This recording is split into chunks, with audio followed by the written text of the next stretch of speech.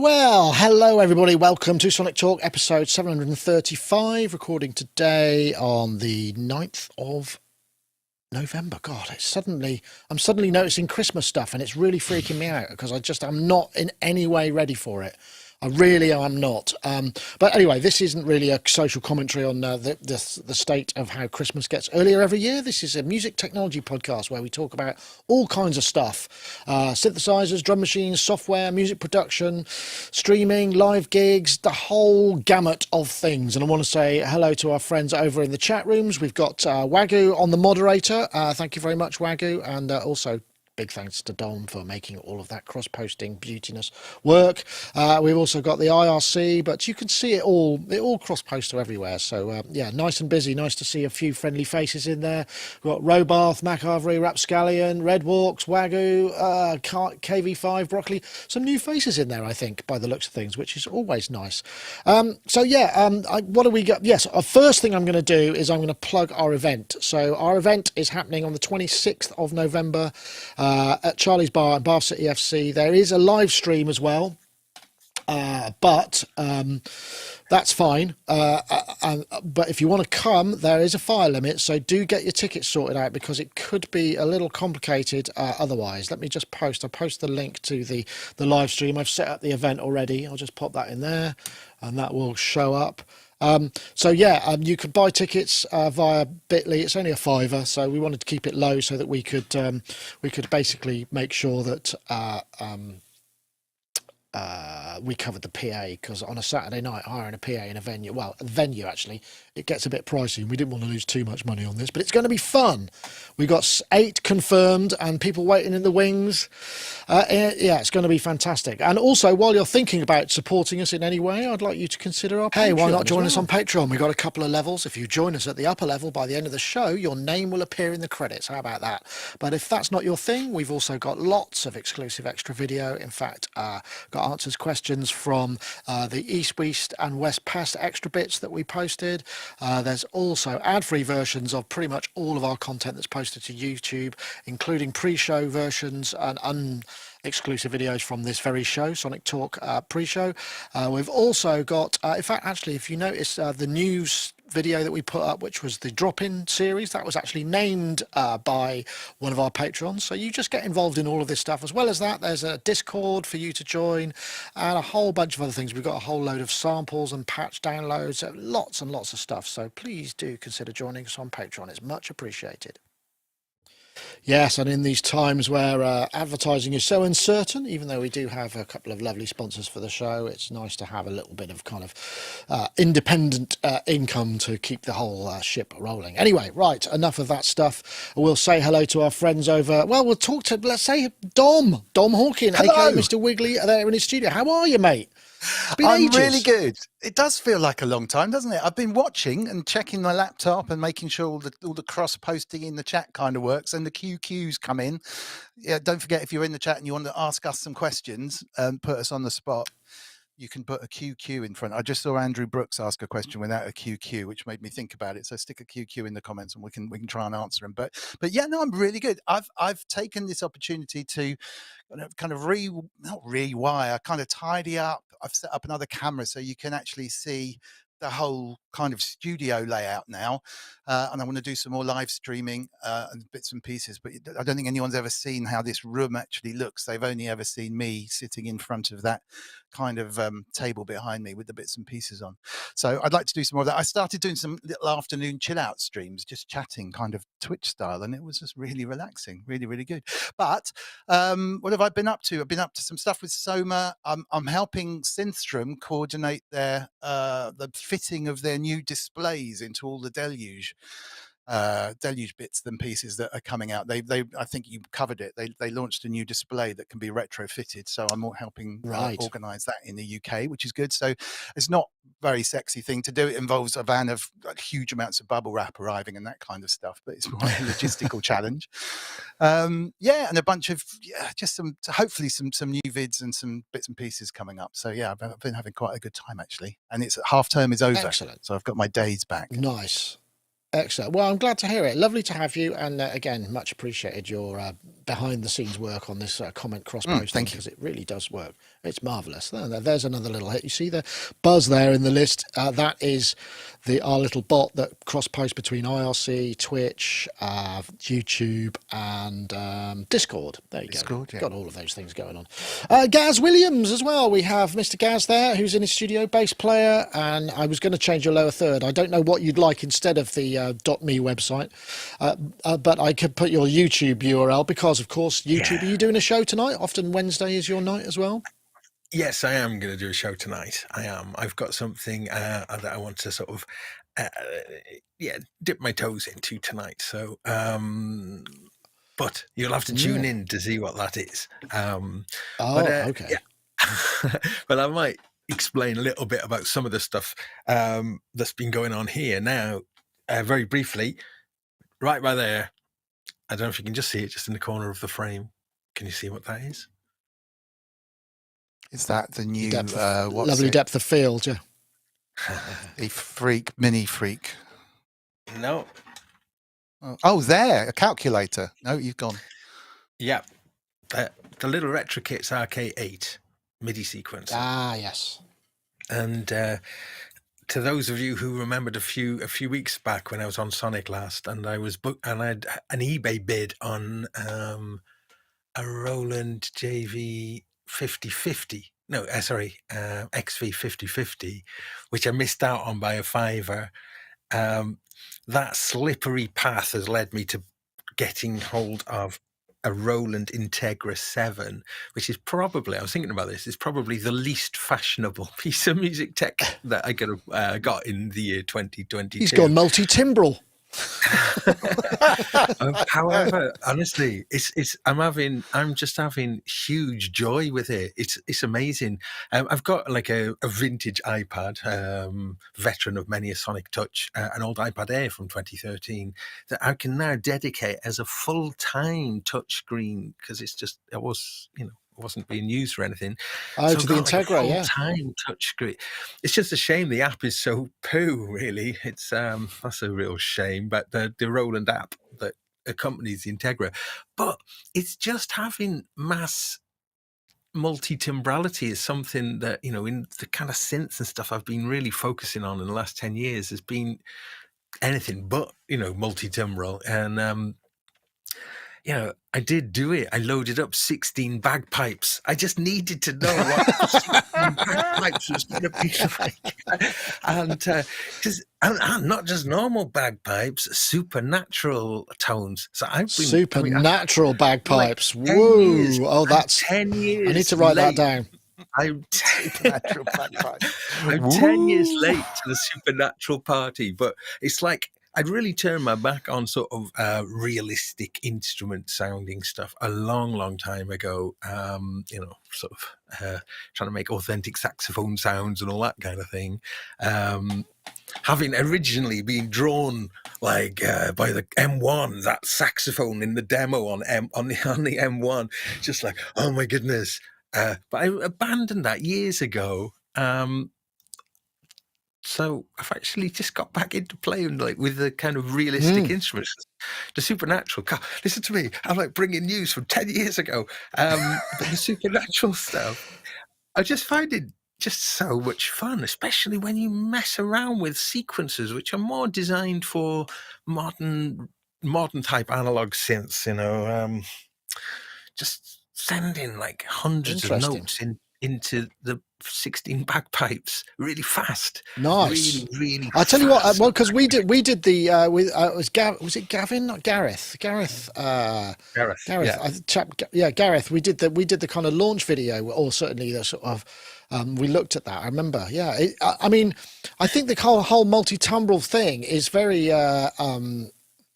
it's sort of overlooked, isn't it? It's almost a completely forgotten art. Most people don't really have that kind of thing. And whereas, back in the day, that was everything. S1000s were multi-timbral, and S950s were multi-timbral. There was so much of it, and now there's almost nothing. Well, apart from the big workstations, of course. Well, it feels like that module, that particular thing, the Integra 7, just it's like the end of the line, isn't it? Because I kind of got my way to the Integra by my friend Jason getting hold of a JV 1080, and there's plenty of life left in that old dog, I can tell you. And I just thought, oh, I want one of these. And then, and you follow that path, and that's the end of the line. Roland haven't gone there since, because it's all gone to the cloud, hasn't it? So those kind of modules are sort of... The plot twist there. Gaz sells all his gear and keeps only Integra 7. That's from Mac Avi via YouTube. Yes, we'll see. I'm not sure that's going to happen, is it? But it's fun. I mean, I agree. I mean, sometimes it's interesting because particularly when you have a lot of equipment that comes through your hands. And this happens to me quite a lot. And occasionally you'll pick out, like, I pick up this Jupiter 6 or something, and I'll just put it in there. And I will have been playing reviewed synths that I thought sounded really good. I mean, I've just been doing the Mini Freak, actually. That's coming up real soon. And then you put a proper old synth or an instrument from a different era, and you get that comparison. Sometimes they hold up well, and sometimes you just go, oh, I think I've lost sight of what really good is, maybe sometimes, so I think it's a good exercise. Well done. You're taking one for the team there, Gaz. Yeah, so we're delving into the Integra in the show tonight. So if you want to come like back in time, like just imagine it's 10 years ago. Yeah, Dom, I forgot to ask. Are you doing your show tonight as well? Are you doing? Yeah, I might crash into the great series. Gaz's, but it's a different type of thing. It's at 9 o'clock. What time are you streaming, Gaz? Are you 8 or 7 or? Oh, I'll just do an hour, Dom. I'll sign off. I'll do from 8 till 9. Oh, fabulous! Right. And you can pop over. It's not a music stream though on Wednesdays for me. It's called Important Smash, work. And it's about serious stuff with Oliver Gold, who has recovered from addiction and depression and all sorts of crazy stuff. So we just talk about that. And I tell you, we've done 4 shows. We've definitely helped some people. One would be enough. To be honest, it helps Oliver talking about it, but we've definitely had a couple of success stories of people who've taken steps to overcome some of their issues. But there's so many musicians that have been touched by depression or antidepressants or addiction. It's obvious. It's kind of goes sometimes with the career, I suppose. So that's a serious one. At 9 o'clock on Mr. Wiggly. But pop on over after Gaz if you fancy it. It's not for everyone, for real. But it just reminded me as well on a different note. Sorry from Gaz. It was the Erebus was your favourite desert island synth recently, I think, wasn't it, Gaz? Because Erebus. Erebus. I've always called it Erebus. If you're quick, you can get one as a kit on Dreadbox. They released Hades and Erebus, 100 each, I think, and the Hades is already sold out. But I think there's a few Erebus left. So don't. Well worth checking out. Yeah. Well worth checking out. Okay, well, we should probably get onto a topic because goodness knows. I mean, there are some. I mean, and it's always nice to hear what everybody's up to. I mean, it's an informal chat, we like to think. But this one's been sitting around for a while, actually, because it's now launched on its Kickstarter. So let's just play a bit. And I think as a piece of introduction video, it's kind of a masterpiece. It reminds me of those ads that you used to get in the Paul Verhoeven movies, which were sort of really crass TV commercials like Starship Troopers and I forget the other one. Anyway, I'm going to play it. From the great thinkers at This is North End. This is MIDI Blaster, a unique MIDI controller that features 4 infrared sensors and LEDs. You use MIDI Blaster by tilting your hand in 1 of 4 directions. MIDI Blaster then sends that data to your DAW or synthesizer, allowing you to control 4 parameters at the same time. Give the performer a unique and experimental way to shape their sound.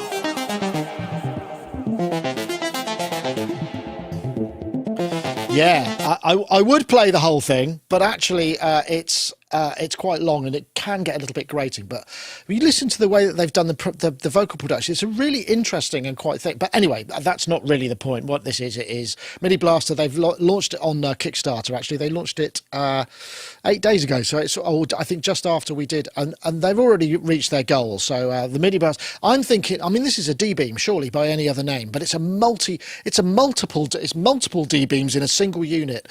So maybe it's something that you folks would be interested in. And I think that gesture control seems to always capture people's imagination, which is presumably why Roland put them on stuff. I don't know, Dom. Are you want to sit there like a wizard and wave your hands around and make stuff happen? I think it's good. I'm not sure, actually. That thing literally reminded me of somewhere between an Eminem track and the Grand Theft Auto kind of ad that they got in the cars and stuff. You're exactly right, and it's really good. It's really, really good. I mean, and it's a cool thing, and it's a good.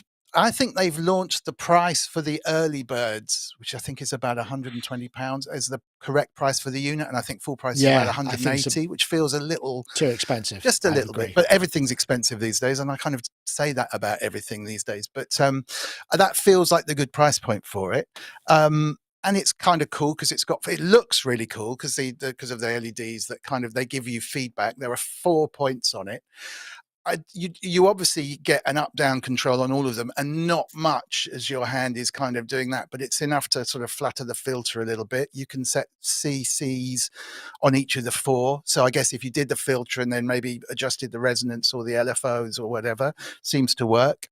I have seen one artist, a guy called Zaffer, who works with a girl called Dat Girl, Zaffer and Dat Girl, US artist, and he does a solo set with an old Roland box, and I can't remember which one it is, but it has a built-in D-beam, and he's amazing on it, like super cool. He does scratching and like kind of noises with this D-beam, and I'd love to see someone like him use it. I think for me, you have to use it from being more than a theremin, really, and have some rhythm in there. So kind of cut it in with a crossfader or something. But I think it's really neat. Really nice unit, looks great. I've seen there's a bit of video with someone with 2 going on, so you've literally got 8cc control, which is kind of cool.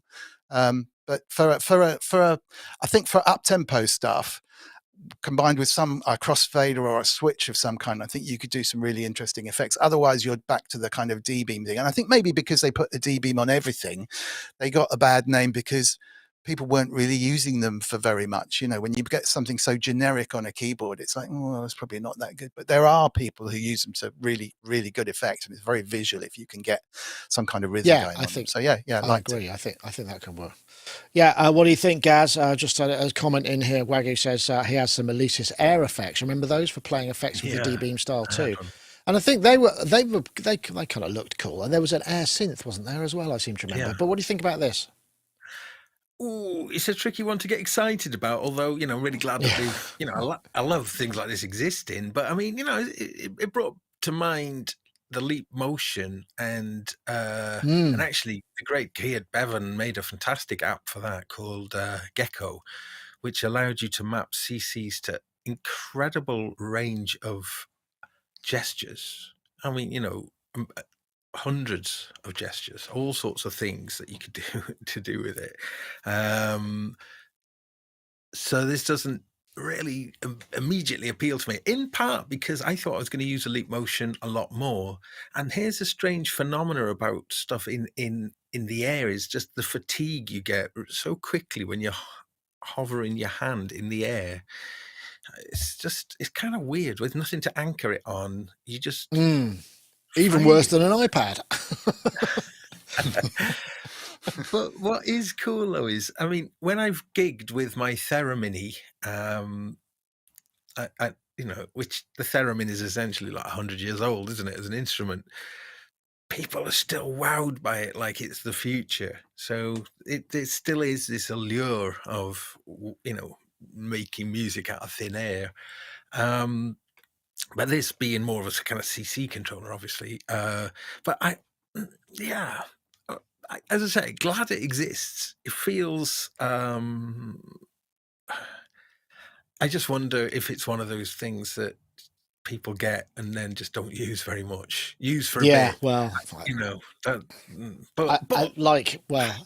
it's like the Christmas stuff. It's a bit expensive for an impulse buy, isn't it? That's the thing. I think you're right, Dom. Yeah. It feels like it's just a tiny bit too expensive. I think 174 quid is the sort of final release price, and that just seems like a lot. I don't know when's it due? May 2023. It looks like that we're getting there. They're very oversubscribed. They're 250%.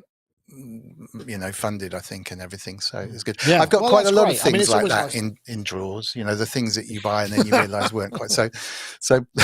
take my input on this with a pinch of salt. Yeah, that's true. Anyway, I thought it was worth nice and worth having. Okay, well let's have a word from our friends over at iZotope. Oh no, or even Babyaudio. Babyaudio makes creative effects plugins designed to add colour and depth to your mixes. They won Plugin of the Year and Future Music Computer Music nominated for S Awards as well, a couple of years in a row. Why not try the Comeback Kid? It's a creative delay plugin with a number of handy features like ducker, transient shapers for the wet signal. You can get 15% off anything on the Babyaudio site by checking out with the code ST15. So if you head over to Babyaudio and there's anything you fancy, save 15% with the code ST15. Thank them very much for their support. Oh, I did a bit of a swerve there. Press the wrong button. I think that's the problem because I'm setting up for the EMOM night, which is a different set of hardware, and I've got two sets of muscle memory, which I'm using a Stream Deck for one thing and the APC Mini for the other, which is obviously not ideal. Oh, I tell you what I've got. Look what arrived. We've got the... oh, yes. What's it called? I forgot what it's called. The Suzuki thing. It arrived. I plugged it into... We've had it... Andy managed to find one on eBay at a really reasonable price. I mean, it's a little bit tired, this one. It's got sort of some of the veneers coming off. But I plugged it in and it wasn't quite... as impressive as I remember, but I think I'm going to try and incorporate it into a synth jam. It did come all the way from Japan in a beautiful carry case as well. So I'm we'll see. It's got taiko drums. It feels very underpowered because you change presets and there's like a half a second lag before it makes noises. So it's like obviously early tech, but we'll enjoy a bit of that, I'm sure. Okay, let's get on to a bit of what else have we got? Oh yeah, this was cool. I don't know if I can play this because this is on Billboard and it's Brad Pitt at Miraval Studio. I'm going to press like one really quick. You know, it still smelled like the 70s or maybe the 80s, to be fair. Like it hadn't been touched since then, so it needed a cuddle. That's it. I'm not going to play anymore because I probably will get busted. That's Billboard. And it's basically a Brad Pitt. I think this is Brad Pitt and Angelina Jolie bought this amazing chateau, and it happened to be the recording studio called Miraval, which in the 80s there were loads of big bands there. The Cure were there, Pink Floyd, loads of stuff, and he basically brought it back to life with the help of what's the name? Patrice. Oh wait, hold on. No, I can't remember where it was. I thought I typed it in there, but it's gone. And it's actually. It's an amazing thing, and I think we posted the news on it, or I think Synthtopia posted the news on it, and it got so much comment about like, oh, just Mr. Moneybags showing off. Well, what a waste of time. But actually, when you watch the whole video, it's not really about a commercial facility, as far as I could tell. It's more of a creative hub, and it just made me think, God, if I had that sort of money, wouldn't I love to do something like that? I'm not jealous. I just thought, what a philanthropic thing to do in many ways. It just seems like a kind of a great and an amazing kind of history, and the only thing is I think they might have gone a little bit too stark and white. I remember you, Dom, you saying you would prefer, as you can see in your studio, but sort of slightly darker creative Gothic. vibe. Gothic. But wouldn't it be? It looks like a great place to go and hang out for the week. I can't take anything away from it. Damien Quintard is the name of the guy. I managed to find it online that he worked with. He's a French producer whom I'm not aware of, but yeah, it's beautiful. If you check out the pictures, but it's white leather. It reminds me of, and I can't knock it in any way. I'd love to work there, love to own it. I mean, love to even touch it, and just work on reception. It's an amazing place, but it is very white. It's like when you buy a car with white leather seats, which is always make me go, oh, I'm going to make them dirty. Do you know what I mean? Like one of those kind of ostentatious things. And I think it's kind of psychosomatic. I think I'm so used to working in studios with no lights at stupid o'clock in the morning in the dark, and it feels creative and it feels like you're somewhere special, and I would find it hard, I think, to become as creative as I might be in such a beautiful kind of bright white environment, but I'm sure I could deal with that. If anyone wants to book me for a session over there, I'd love to pop over. But what an amazing place. But if I never happened, if I'd built it And it's obviously taken a long time to put together, but it's absolutely beautiful. There's that moment where you just sit down in the desk and you kind of go, oh, that's done. And you think, well, I've got to make a bit of music now. What am I going to do? Yeah, there's exactly. that moment of silence. Well, you've got that. You've spent ages getting there. You've shaken hands with Brad. You've said, "Oh, what a lovely place it is," and then everybody's sitting there going, "Okay, what are you going to do now?" Something really inappropriately poor. I'll do a bit of rewiring in the corner, keep it going. But beautiful. And so lovely to have that in this day and age when it's completely commercially ridiculous to open a studio, let alone one of those proportions. But hopefully there's a kind of last man standing principle where there are still people making lots of money out of music. They can afford to go to those places. But I wonder how you I wonder how you get to go there. I mean, from what I gather, it looks like mates, and kind of artistic connection. Because he's also got a couple of, he's got a soundstage, he's got some edit suites, so people can go and edit films there. It's like a Skywalker Ranch vibe, I think, and that seems to be what they're going for. Which I don't begrudge him at all. And as the last comment said, certainly beats another celebrity vodka. Gaz, I don't know. Have you ever been to a studio? Those sort of studios, which are sort of almost church-like in that they're almost, you almost feel like you can't put your coffee anywhere, or I mean, the danger is it's in a bloody wine region, so there's probably going to be loads of wine. And you imagine spilling your bottle of Cahors on one of those white rugs. Would you be banned? I don't know. It feels like you might. I mean, but here's something though, Nick. What's the connection between smoking a cigar and that studio? Oh, blimey. I have no idea. I can't think of it. The studio used to be it was set up by Jacques Lussier, him of that famous piano trio, and they did famously The Air on a G String, which was the old Hamlet, it was a 1970s advert. So that was just gotcha. as a aside. Nice. Well, the thing is, what I thought when I watched that little feature was it didn't go into anywhere near as much depth about the technical stuff in that studio. So I think that the people who run that studio should get in touch with Sonicstate. So I'm sure you'll be watching this and invite me over to go and make a feast for Sonic, kind of going into all the technical stuff of the studio. I think, what do you reckon? I don't think just you. I think basically all of us need to go, and we should do a live Sonic talk from there. We'll do whatever. I think that's a Friday fun jam. That's what it sounded like. We could do loads of those. Well, actually, that worked because I did one of those. I did one of those when we went to Hamamatsu's Yamaha HQ, and they had this amazing studio room, and I did a reface jam in there, and it didn't feel too ridiculous. It was actually, I mean, the monitors were good, that's for sure. And I cranked it up, and I didn't. I managed to. So we're right up for that.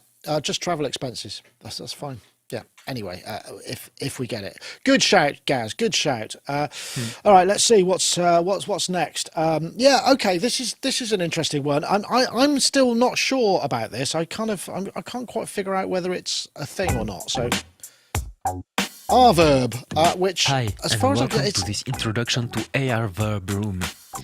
It's a reverb plugin that uses physics-based modeling to achieve immersive spatialization and natural sound. It may be used to glue multiple tracks by making them sound like they're in the same space. The plugin allows you to place different tracks at different locations. This maintains good separation. Okay, so I'll put multiple source locations. It's physics-based. It's €40. It's got a low footprint, and the demos are quite good. It's not a creative reverb. It's not like the sort of reverbs that I would use in my stuff. It's actually quite realistic. But then I was thinking about it. I was going, well, what's the difference between this and just having a stereo bus send where everything's panned into the reverb in the position it needs to go, rather than one on each one? I suppose you've got the front and back and that kind of stuff. But I don't know. What do you think, Gaz? It felt like a little bit like there's a little bit of it's like expensive audio cables kind of magic going on there. I don't know. This interests me. I think it's quite it's an intriguing idea because as a music producer, the amount of times I've worked on things and felt that I want everything to be within the same space, and being able, and it relates actually to what I've been doing with the with the Roland Integra 7 here. That's got a thing called motional surround, which works on a 2.0 system as well as surround, in that it kind of creates an illusion using that RSS thing and then you can position each of the 16 parts within this kind of virtual space. It's not entirely convincing, but the effect though is you can toggle that motional surround on and off, and when you switch it on, it does sound incredibly more realistic. And I think relating to this now, it just feels a lot less MIDI. It feels a lot more like, I don't know, like music in a room. So it's kind of interesting that this has come along at the same time that I've been getting into this thing, because I think there's a similarity in a way, certainly to do with having things positioned around. Now, I've done a lot of music production over the years, and I've loved that idea of having a fixed pair of microphones and then moving the person or performers around within the space, and the mic stay in the same place. And then when you bring it together, it gives you a really good sense of kind of, I don't know, like a kind of three-dimensional space. A pair of microphones over a staircase is really interesting, and then you just move on to a different step each, sort of like if you're doing like a kind of like a big choir kind of thing with like one or two people, you do it on different steps, and then have the microphones roughly in the middle, and then when you bring it back and you play it, that's got kind of real space. It's cool. Now, obviously, this being a plugin, so maybe could sort of simulate similar kind of things like that. But certainly, this idea of having air around everything, and that air being of a mutual space, really good. I think this is good, and $40 is this. Yeah, that's true. Technomatic in the chat says theology-based reverb, where you just convince people they can hear it. Which I think is fantastic. It's interesting though, the spatial stuff. I'll come back to you about that, because I recently did a recording which should be coming live in the next week or so. I can't talk about it too much, but it's interesting. I mean, I don't know if you remember the TC Electronics stuff. There was an M2000 and M1000, which was I used to have an M1000, which was a dual engine reverb, and that was very much big on the realism of the space and all of those kind of algorithmic reverbs, which were so super real, which we seem to be using reverb as effects rather than ambient spaces, in the current soundscape, I suppose.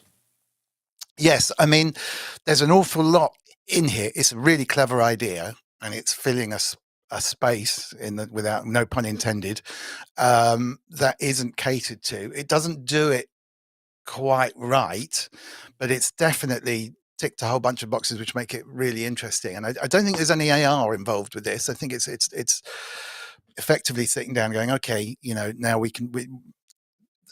to put them all in the same space, you've put them all in the same reverb and you position them in there, which is very, very similar to sticking something like this on the stereo bus and you're off. But there is a little bit more to it than that. I kind of expected to have a plugin that you put on all the channels which communicated across them. Like that's what I thought was going to iZotope happen. mix things are going to do, and then everything falls into place. And each plugin doesn't do that. What you do is you get your sound and you copy and paste it onto any of the plugins, and then you can adjust individually on each track. There's a pan that will position you within the stereo space, and there's also a front to back, which you'd expect to be working on phasing in some way. I think I wasn't that impressed with the sounds on the demo, because this seems to be a lot more about how funky and clever the idea is and how good the reverb sounds, because the reverb sound itself is lacking a little bit and has some very basic controls. They've kept all the controls to a minimum to make it usable. Otherwise, it would be absolutely crazy. Made it look like an Ableton device, haven't they? Yeah. Yeah, I mean, it's great for the depths to which it will go, but I think they need to just up their game on the actual reverb sound themselves, because I didn't particularly like the sound of that coming out. But $40, a $40 reverb plugin, with all this on top of it, is a great thing. So I'm kind of looking forward to maybe version 2, where it could do cross-channel communication, and just look into those reverb algorithms and the way it works in a little bit more depth. Because I don't know if it's psychosomatic, but listening to the demos, it does sound nice. It does sound, you think, well, I wish that reverb sounded a little bit better as a thing, but the general concept seems to be very good. And I thought, yeah, this is really good. It's a nice take on something to go, okay, I'm going to put these all in a room.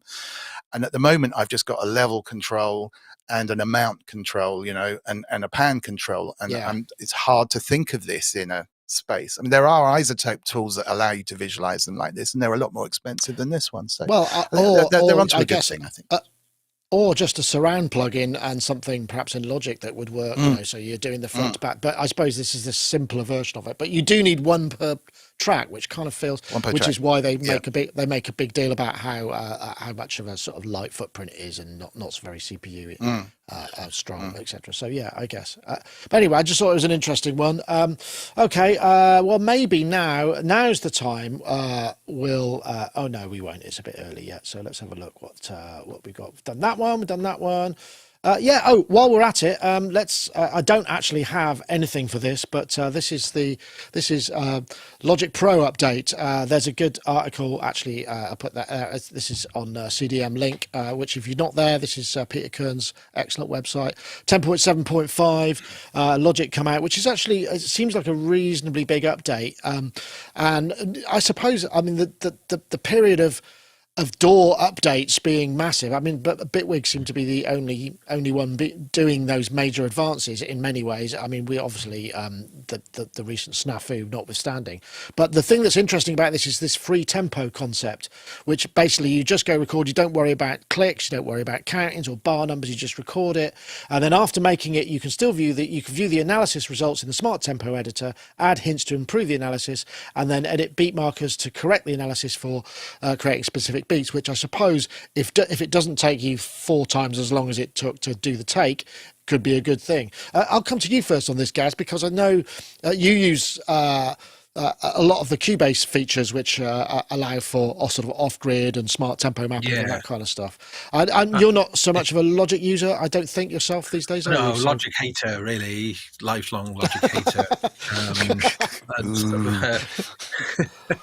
Cubase, you know, I'm a Cubase man. It's like Amiga, Atari days, you know. No, I am, you know, but I have got Logic, and I have to use it occasionally, sort of against my will, really, for compatibility reasons. However, I have been super impressed that I bought Logic, I think, 10 years ago, and here's another free update. You know, it's kind of crazy. There's not been a single paid update now, I think, since it went to sort of well, from the company who's got more money than most countries, I suppose that's fair enough. I know, but at the same time, you know, it's worth pointing out. It's true. However, but coming back to the point that you're talking about, the free tempo thing is amazing. I mean, conceptually, it's amazing, but if you put it into practice, like I've done on many, many albums now, it is fantastic. I mean, I've talked about it in the past, but I've used it in all sorts of kind of musical contexts. In one particular one, now I should mention I was using the Melodyne's equivalent of this, which is very, very sophisticated, very cool. So haven't tried this one out in Logic, but just as an example, here's how some of the ways that I've used it. This guy I was working with, Dave Green, he came to me, wanted me to produce an album for him. And we sat out in the garden, and he played me his songs on acoustic guitar. And then he sent me a bunch of his demos that he'd made himself. And straight away, the thing that was really obvious to me was just how leaden his music had become once it was turned into demo, compared to the vibrant music that he performed to me in the garden, that had ebbs and flows as he moved with his performance. So I thought it was really kind of interesting then to kind of go, well, why, you know, let's take his performances. Now, he wanted, for this production, he wanted to make quite big productions with drums and strings sections and all sorts of stuff on there. And now, as anyone who knows, you know, recording something without a click track and then overdubbing onto it, especially like drums, that's a complete no-go. You know, you just can't do that sort of thing. However, doing it this way, where you start with a performance and then extract from that performance the grid and being able to edit it is necessary. As good as the algorithms are, you still do need to go in there and just make sure everything is. And I found that to be reasonably time consuming, but very, very rewarding, because once you've got that grid that is inextricably locked to that organic performance, then you can do all sorts of clever things with it, including being able to quantize to the performance. That's quite amazing. Right. So I did it with the first tune I did with him. I've just had a little sort of drum pattern going off my Vermona sounds coming out of the Vermona with a little Beat Step Pro kind of playing along, and just a very simple little pattern, but the way it was just locked in beautifully, it moved, and it's amazing. And I was celebrating, yes, musicians have got the grid back, have wrestled control of that grid, music, and I've said this many times, but like dynamics isn't just an up and down thing of like kind of quiet to loud. It's a front and back thing as well, of being able to deliberately accelerate the music and deliberately sit back the music. And as a kind of, certainly as a bass player, I feel that a lot with brilliant musicians I've played with. However, grid-based stuff, which has loads of great value, I'm not a complete grid hater. I use it all the time. However, just having that grid that's extracted from real performance still feels like the future to me. And the productions that I've done, I think, that's a really good. I think you need to have that person who does the initial performance has to have that innate vibe of what works, because there's that, and then there's just wrongness. So I suppose that's the difference, isn't it? Is if that person has it within them, then use it. If they don't, then you might need to grid it up and make it up as you go along. Now, this is what is very cool, though, and I'm sure you'll be able to do this with Logic, is selectively quantizing grid parts of the performance. I worked with a band called Schnauzer, a great band, and their drummer's very flamboyant, but his timekeeping isn't necessarily the best. But so you get all this flamboyance. So it's brilliant to do it with in that kind of way, because you can maintain that flamboyance, but where you need to just keep it even, and you can just sort of just like quantize. The tools are there now, aren't they? Yeah, parts along the timeline, and then that just becomes brilliant. You get the best of both worlds then. But Dom, the thing is, some poor sod has to actually do all of that behind the scenes grid editing, which, I mean, again, this recording I just did, we had a little tiny bit of that going on with some live playing, but even that amount was, when you're taking it to that degree, then somebody has to still, even with all the help in the world, it still requires a human input and nudging. Yeah, but the alternative up until now has been so crazy. I mean, I've done a few bits for film. And I love Logic. I'm the antithesis of Gaz. I'm Logic boy, and I was Cubase years and years ago, and I have been since it's kind of came out, really, since before the days, when it was eMagic before Apple, and it worked on a PC. Yeah, well, me too. Yeah. And it's $200. It's got to be the cheapest.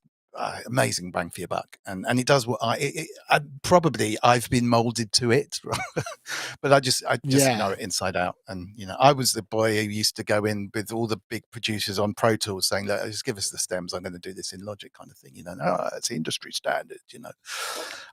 But anyway, doing work for films. I mean, what I've done in the past is watched a clip of film and just busked some piano, not to really get the notes, but just to get the speed and the tempo, and just, or you could be tapping something or anything really, just to try and get the flow. And you couldn't do that with Logic at all, because it just wouldn't work. So you ended up like looking and say, well, I'm going to mark out all of the key points where a bang or something needs to happen, and then almost try and find a tempo that almost fits everything and work around that, which is completely the wrong way to compose, whereas now you can busk something, and it has this thing in there which you can give it hints, so it does do some of the work for you. So if it's a flamboyant drummer like Gaz is describing, you can actually say, well, here's a hint, this is actually a downbeat, and this is a middle of the bar beat, and this is a downbeat, and you can drop in. You don't have to go note by note. You can just drop in and say, now do your best on this. I've given you hints towards where all the basic beats are. So I think it's great. I think it's really, really good. And it's something I just got used to not having. So I switch off, I forget about the tempo, I switch the bars over to time code, and I just busk stuff in, and I work, and it's a nightmare. And then at some stage I have to switch over to the bars and try and fit around it. And it's a point where technology gets in the way of creativity. So now, brilliant. Can't wait to do something with it. There's some other bits and pieces which are kind of neat as well. For me, I wrote a couple down. Ableton Link.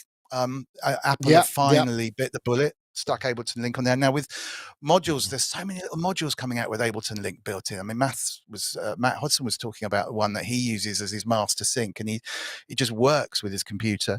So that's kind of cool. MIDI plugin output recording. This, if you think this is a big one. I mean, I had MIDI plugins and you couldn't record the output. So if you put an arpeggiator on there, you had to record the audio and stuff. So that's kind of something that should have happened years ago. And lastly, 32-bit audio support, which doesn't matter so much to me from a sound quality point of view, but for chucking audio in and out of the thing to come out of things, something like Audacity, or someone sending you files from Cubase. So almost always in 32-bit audio, I seem to find out. And Cubase would always downgrade them to 24-bit. So I'm not one of them, particularly someone who stand up and say I can tell the difference, but I would like to keep them at the same format that they arrive in terms of files and quality. So that was really cool. So yeah, and as Gaz says, free update again. $200 for something. Yeah, well, I mean, I haven't used Logic for ages, and we use Logic for this mix, and it sort of blew my mind because all the playlist functions, the kind of the versions, and the way you can sort of divorce the or detach the arrangement from the mix, which you never used to be able to do. All of this stuff. I mean, I found that now it's like there's so much there that I don't know about. It's almost kind of too much for me to use. I'd rather just know about it and say, can you do that, and have someone else do it. I mean, not that I get that opportunity to do. I will be able to talk about this project where we did use this quite extensively, and it's certainly kind of interesting for sure. Well, did I get so I wanted to say, not that there's a super sticker in from Wagyu, thank you very much. It's described as sunglasses perpetually fall onto video game controllers proud face. I have no idea. I can't display the actual, I can't figure out a way to display them, but what an incredibly weird instead of displaying them, you should feed that string into DALI and then just show the output from the DALI, the image generator there, instead of an icon. That's a great idea. Oh yeah, interesting fun fact, the poster from our EMOM is actually created in virtual AI. I typed in electronic music in a football stadium bar, cartoon style, and that's what came out after a few goes. So that was actually generated by AI, not the words obviously, but the background image. Just thought I'd throw that in there. Anyway, we should really have a word from our friends over at iZotope, because I've been a bit amiss. Yep, this is all to do with OZone 10, which is the future of mastering. Mastering Assistant, match up your master reference to a file. OZone 10 is is the benchmark for many people when it comes to mastering. There's Master Assistant, a stabilizing module, which is in advance, adds clarity with intelligent adaptive mastering EQ, an impact module, which enhances the rhythm by controlling microdynamics. This sounds very much like we were talking about on a micro level. And don't forget to use the code SONIC10 to save an additional 10% on any software purchase. So you will be able to save anything, even on the launch price of iZotope, which I think might be over, but we do thank them very much for their continued support. And you can head over. Oh, I'm supposed to press that button, aren't I? Damn, I didn't press it. There it goes. Welcome, Sonic Talk listeners. If you head over to iZotope.com/Sonic Talk, you end up with there's a special landing page. God, I'm really not. I tripped over myself there. I do apologise. We should probably get on to some questions, because there are indeed questions coming in, and there's one. I think we've got one in for this. Yeah, this is an interesting one. Barbie Chêtif via YouTube. What forthcoming Behringer gear that you are awaiting the most? What is the forthcoming Behringer gear you are awaiting the most? Thanks. Interesting one. Obviously, they have. I think they have, if I remember correctly, 20 or 30 things that are still waiting to come out. They did just do the Selena, and there's something else as well. But all of those announces, and I think the chip shortages now may be coming to an end, so they're I'm pressing the wrong buttons again. I don't know, Gaz, are you looking forward to anything particular coming specifically? I think the VCS3 would be the one for me, because it's like been a dream of mine to own one for real, and that is a dream that I don't know if I'll ever achieve. And they are just getting so expensive now, aren't they? What's a VCS3 sell for these days? Must be several thousand, I'd imagine. Yeah, many thousands, even. Many thousands. 10. Yeah. Wow. 10, okay. I'm sure. Yeah. So, you know, it's a funny one, isn't it, with Behringer, anything, you know, and with how right and how wrong things are. But when things like the VCS3, I suppose there is the Syntrix, though, isn't there? The Syntrix 2. Is that right? The Syntrix 2, that looks really nice. And that's not, I mean, you know, it's still a couple of €1,000, but it's not bad. We did, Jim got a video on that at the recent Synthplex, actually. It's worth watching. And it looks really interesting, that one. Yeah, but I think out of any of them, I would say that one for me personally. Yeah, the VCS3. Okay, gotcha. Dom, just trying to look it up because it's trouble. Pardon?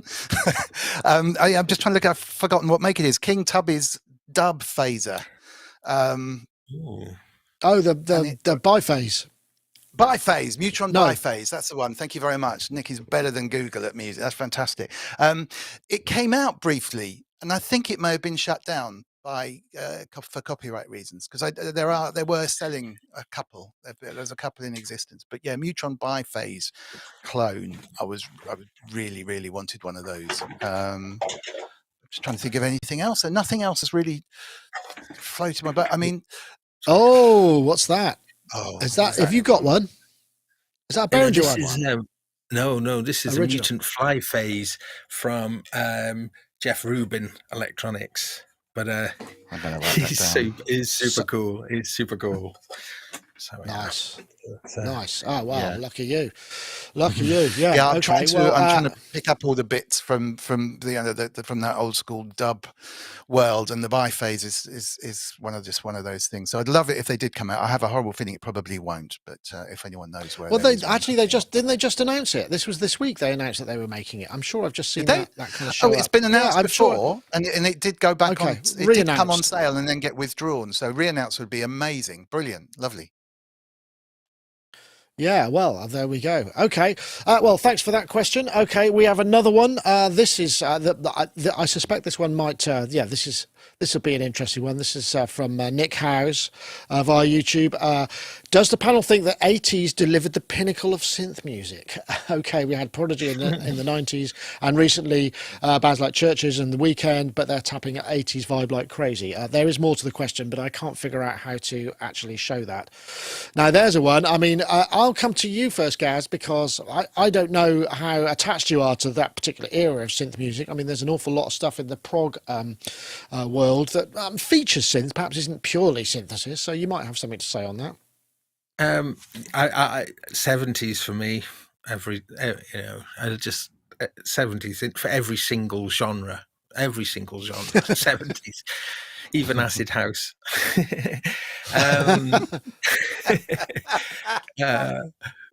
But I mean, the 80s is the iconic decade of synths, isn't it? And I get it, but I just, for me, like when I listen to 70s synth music, it still sounds like the future, or even late 60s stuff, Jean-Jacques Perry or something. Just, it still sounds like this future something, like that cocktail music, future cocktail music. That's the future I'm still kind of holding out for, really. So I don't know. Yeah. So like Mort Garson, who I've only in the last few years really become aware of. Is he Canadian? I don't think he's with us anymore, but fantastic. His Plantasia album, which got a reissue a few years back, is an absolute firm favourite of mine. And I aspire to make music like that, like synth music like that. So early 70s, mid 70s, I think, so that would be my my choice of time. Fair comment. It's interesting, isn't it, Dom? Because I think, we say most synths were made, but actually I think there are probably more synths being made now than there were then. Yeah. So I'm not sure. I'm not sure I would agree with that statement. What do you think?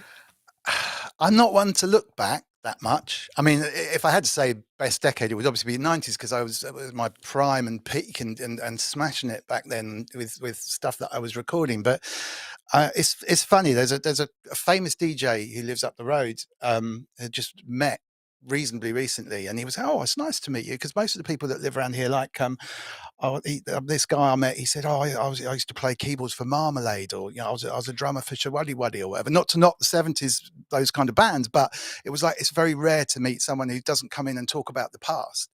And I mean, I think the 80s and synths were exciting because they were new, effectively. They moved on a little bit from, the great big CS80s and stuff. And so suddenly you had things like Tubeway Army coming out where synths were loud and brash, and they competed with guitars. And then you had the whole kind of new romantic-y kind of whole thing, the whole lifestyle choice. And also, if that's your era, if you were in your teens back then clearly the reminiscence of that is going to make you think that it was the most amazing thing. Because probably, to be fair, you're not listening to that much music. If you're comparing that to The Weekend, you ain't listening to much of the synth music that's coming out now, and that's fine, because people grow up and they don't listen to that much, and it's quite hard to find these days. But there's some brilliant synth stuff going on if you can dig it out, or find some playlists that you like. So it was a time of new. It was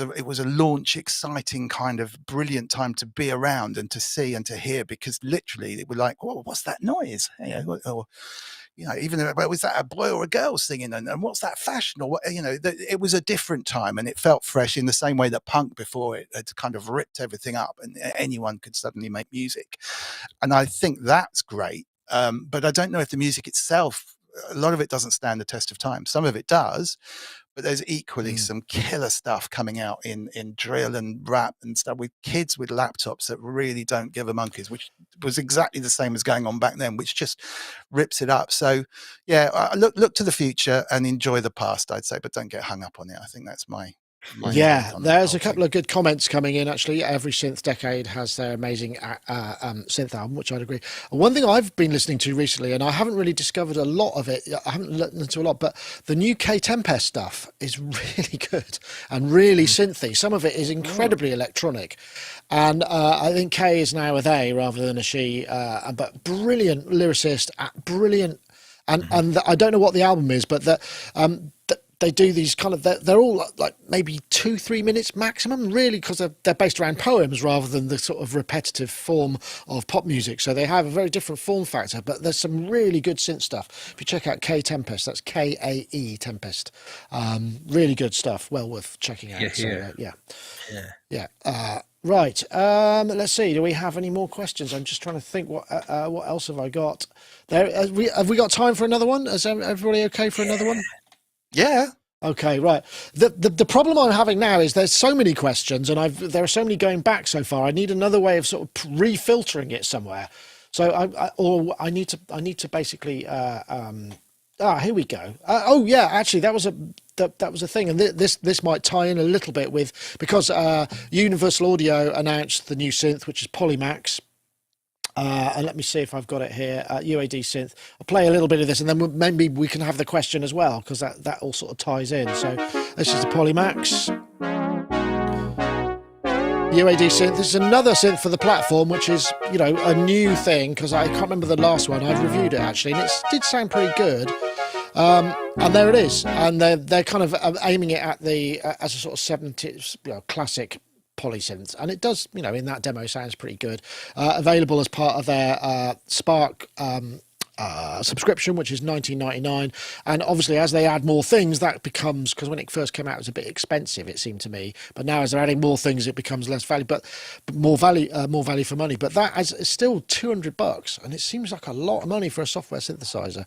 And I suppose so if we wrap those together, I'm just trying to find out where that is. There was Yes, here we go. This is the question. This is from John Van Eaton in the chat room, which sort of goes along with it. With Mac Silicon M1 and M2s here, are UAD hardware and Waves hardware prices going to fall through the floor? Which, if you base it on the release of that one, the answer is not in terms of software. Maybe the software will be. But Dom, you're a developer. What do you think? I mean, I haven't seen anything much in this synth that makes me kind of go, woo, yet. But the last one sounded pretty good. Yeah, that's probably not the best example to back up a claim that they're not going to fall. I mean, it just seems a little bit. Maybe they price it like that to make the subscription model seem better. I think so. Sure that would be the way. I think normally. I mean, yes, I think it will. It's nice to have. Yeah, I wouldn't feel disappointed if you bought that hardware and it was sitting there and you were using it, because it's still throwing everything out from your laptop or whatever to something else and taking the strain. But I think it's a natural thing as computers get more powerful, particularly with the game change. I hate to use that word, but there's such a jump when the M1s came out in the ability to process film, particularly. And audio as well, as a kind of sideline to that. They are going to be able to take on a lot more jobs. So all the things that were really, really intensive don't need to be handed off. I think actually what we might do is see a rise in processing being done on the cloud and streamed back in near real time, or stuff that can be cached, can be done out there. So not necessarily for reasons of kind of because they need the clout, but for reasons of ownership of algorithms and black box things that retailers and manufacturers can control. So we're seeing it on phones with VR video apps and audio and picture apps where you can swap faces and all that kind of stuff. A lot of that gets sent off to the cloud, gets worked on in their own systems, and then comes back to you very, very quickly. And I think I know there's people doing a lot of work on being able to push stuff backwards and forwards audio wise into some remote server as fast and as creatively as possible. So there are ways, for example, of if you had a soft synth sitting in the cloud, the people are trying to work out what you're likely to do with it next and stream that down to you in order to have it ready for you, if you like. So it's not working in real time. It's trying to identify the bits that you do need. And you don't realize that you don't realize that that's what's going on. And bandwidth is improving, and pretty soon, in the same way that M1s are now super fast, bandwidth is going to become a non-issue to a lot of people as well. So yeah, I can see that moving from your computer. So it used to be on a bit of an external box because it needed the processor. It's moved onto your computer. I think it's going to now move away from your computer. It's like the old analogy that Microsoft wanted you to run all their software on your computer, and Google wanted you to run all their software away from your computer. And I know which one I would bank on, because it's much easier to maintain the Google side of things than it is to support a load of hardware that you don't understand. So I'd say, to answer, this is a bit of a drifted question, but to answer your question, yes, they'll begin to drop out. There'll always probably be a need for external hardware to do really intensive processing of something, maybe 3D holographic VR machines and stuff that we haven't thought of yet. But generally, I think it'll probably be a move away from the laptop now out into someone else's space, so they can control it, I think. Yeah, well, of course, we've got the GPU audio guys as well who are moving apace, and that seems to be coming on.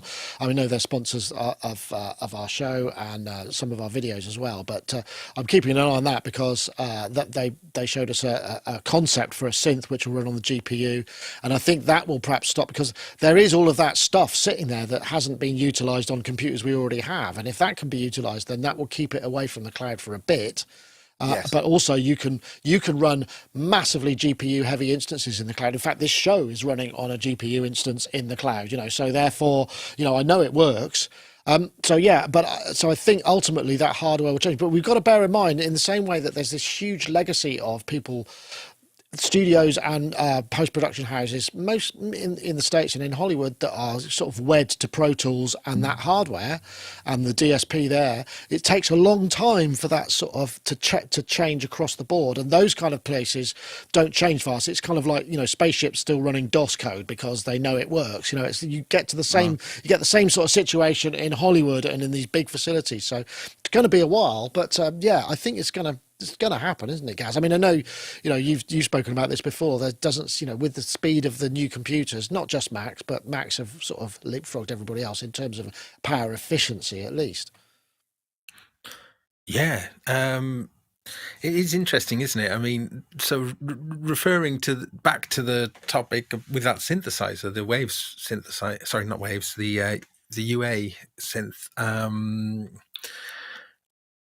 I mean, how much more can analog modeling, etc., how much more can that be developed anyway, in terms of the faster computers get? They sound pretty good to me already. So it's sort of, it's one of these things where you keep pushing, and I suppose the same thing applies to the emulations of the compressors and stuff, and they're getting closer and closer to the real thing. I mean, I suppose that infinity of analog means that with, even following Moore's law, you're never going to catch it, are you? So I suppose that always gives you some marketing scope for new, more accurate things in the future that require more hoof and more power. But I mean, me personally now, although I'm using a computer a lot for video editing, 4K. I'm working on 4K now, and but music, I'm still using fraction of the power that's available to me, a fraction. So it's a funny old thing of as things develop, my music isn't sadly developing in the same way. All right, shuffling music. I've just got to interrupt. I've just got to interrupt. Oh, sounds like you just triggered a smart speaker. I did. Hold on. I just want to say thank you very much to Graham for the 70s prog and multi-timbrality mentioned in the show. Thanks, mate. That's very generous of you. And I'm sure we'll put that'll be a round of drinks at the EMOM. But thank you very much. Gaz, did you just trigger Siri or something? Yeah, somehow. Did AI wanted to chip in there? Yeah, but I didn't know what the music it was that it started, but it sounded really good. So I'm actually maybe going to get something out of this. Oh, right. Well, that's cool. Yeah.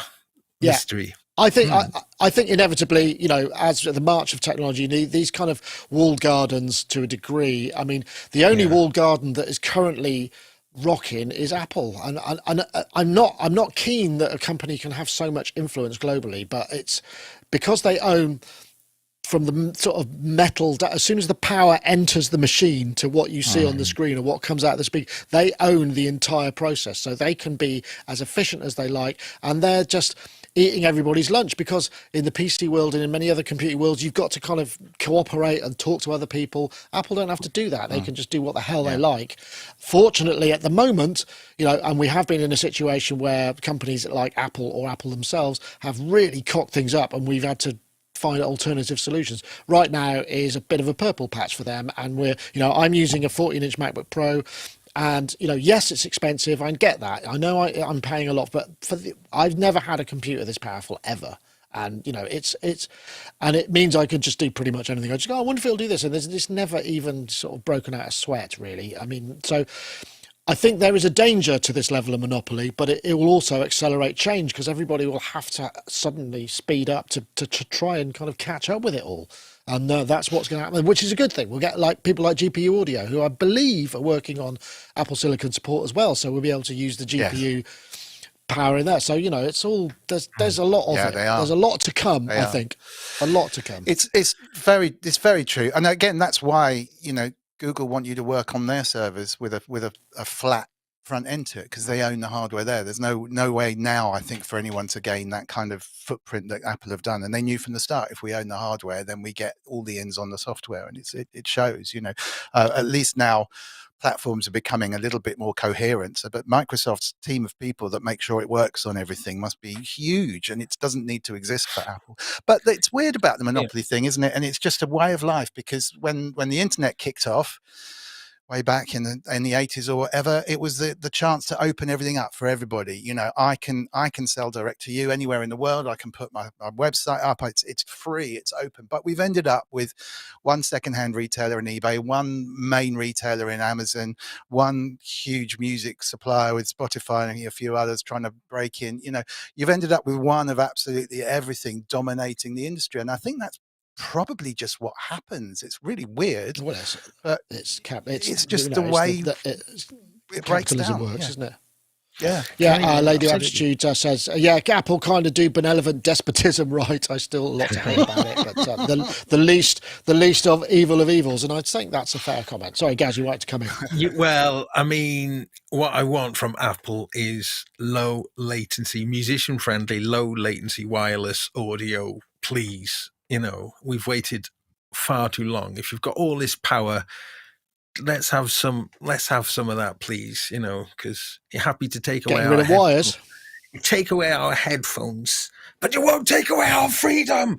No, but I think you'll take away our headphones, but you won't take away our latency, I think would be the quote there. But, That's the one. That is the one. That's the one. So so that's what I want to see. So if they're good for anything, let's have that, please. Because I have, however, I have been using Elk with Mr. Robin Vincent. Oh yes, I saw. Yeah. How was that? Yeah, it is actually, in its basic form, is brilliant. I mean, Robin lives 250 miles away from me, and we've been able to, you know, properly jam together, like play guitar, singing, and do it. And then we actually also synchronized our modulars using one of the channels to I could send him a gate signal, and he could clock his modular from mine. So I don't know if Robin's video's dropped yet, but that'll be a video soon, and I've got one in the works as well about the experience. Wow. But it is quite surreal when you're doing it, and you really feel like you're playing with a musician in real time, which you essentially are. The Elk situation, though, is you get an audio interface box that doesn't connect to your computer, but just directly connects to your router via an Ethernet cable. And that box itself, I think, has got sub 1 millisecond in and out in terms of what it brings to the party. Then you do need, you know, a decent internet connection. But then you're able to play music with someone, but it can't be too far away. And actually 250 miles away, the Robin is. We did have a few little issues here and there, but by and large, the experience was pretty smooth. Elk is currently, though, quite expensive and also fairly limited in what it currently provides. There's a lot of things on the roadmap, but like there are MIDI ports on the little box, but MIDI isn't currently supported. That'll be a biggie when that comes. And also, you can't really use it as a sort of recording medium. It's more of a just playing music together, and you can't really use it either as a streaming platform either, not without a lot of other bits of kit. Like maybe I've got here, I can run things into my streaming unit or whatever, but it in itself. And also it's got a very high, you know, you have to buy the box, I think it's around €300, and then there's a £12 a month subscription on top.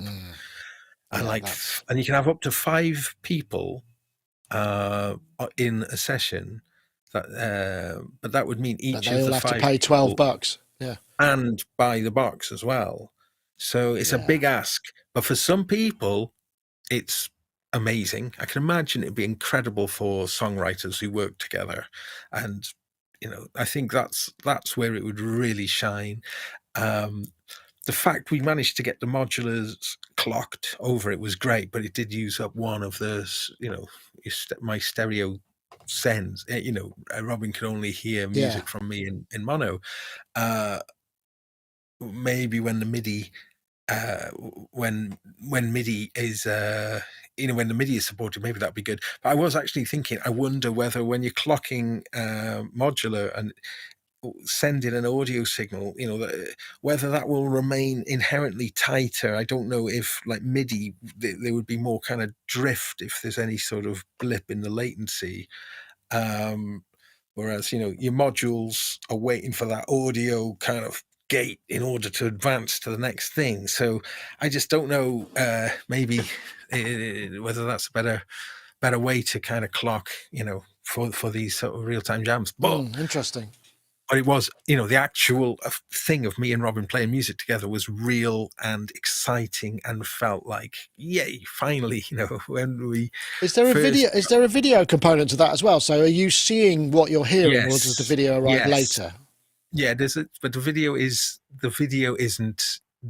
late, so you will get a little bit of latency on the video. So they recommend that you just use a video for communication purposes, and there's a talkback feature as well. But the video will not be completely in sync with what you're receiving from the person. It sounds like they're doing all the good work, and someone else is going to come along with a better idea, rather sadly, or a cheaper option. You know, it's always a second through the door, isn't it? Yeah.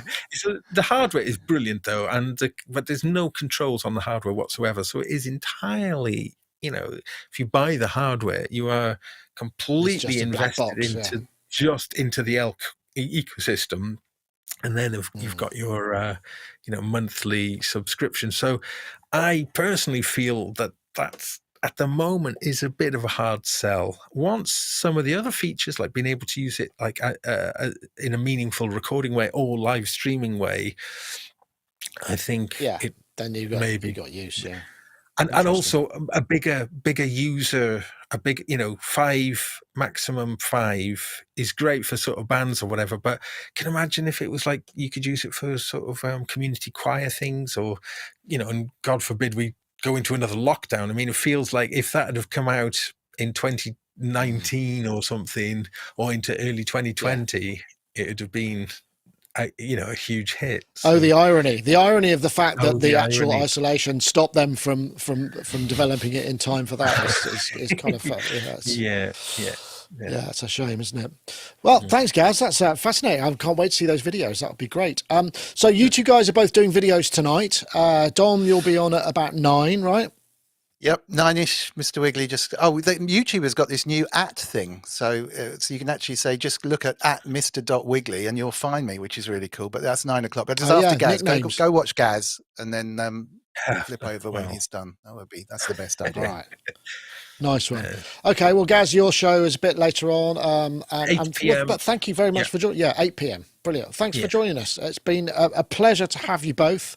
And time flew by, as it generally does. And I will, at some point, go and have a look at I think I've got it here. Yeah, I'll be going to look at my whatever. I can't remember what it's called. I feel a bit rubbish for actually not saying that. So anyway, back to there. All right, well, that was Sonic Talk number 735. Goodness me. We'll see you next week, hopefully. And thanks very much, everybody, for watching. We'll see you all next time. Take care. Thank you.